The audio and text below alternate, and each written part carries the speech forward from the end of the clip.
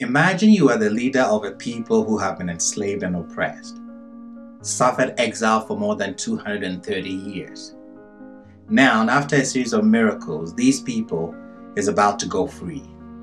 You assemble them and rise to address them. This is a defining moment they will never forget. They are waiting expectantly to hear your words.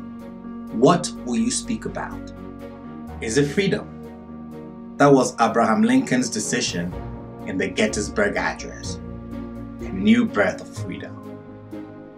Maybe you would warn the people of the dangers and challenges that they would encounter on what Nelson Mandela called the long walk to freedom. Maybe you would inspire the people by talking about the destination that lay ahead, the land flowing with milk and honey. Honestly, any of these would have been the great speech of a great leader. But, guided by God, Moses does none of these things. That is what made him a unique leader. If you examine the text, you will see that 3 times he reverts to the same theme: children, education, and a distant future. And when your children ask you, "What do you mean by this rite?" you shall say, "It is the Passover sacrifice to Yahweh, because he passed over the houses of the Israelites in Egypt when he smote the Egyptians, but saved our houses." And you shall explain to your children on that day, "It is because of what Yahweh did for me when I went free from Egypt." And when in time to come your child asks you, saying, "What does this mean?" you shall say to him, "It was with a mighty hand that Yahweh brought us out from Egypt, the house of bondage." It is one of the most counterintuitive acts in the history of leadership.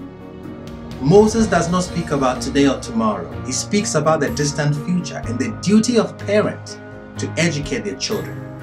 He even hints that we should encourage our children to ask questions so that the handing on of the Hebrew heritage will not be a matter of rote learning, but an active dialogue between parents and children.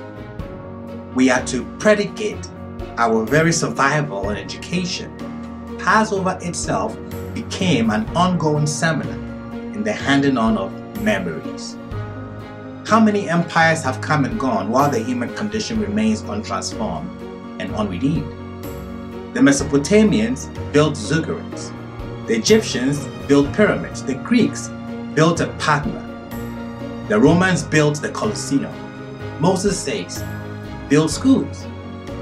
Moses' insight was profound. He knew that you cannot change the world by externalities alone, by monumental architecture or armies and empires, or the use of force and power. There's only one way to change the world, and that is through education.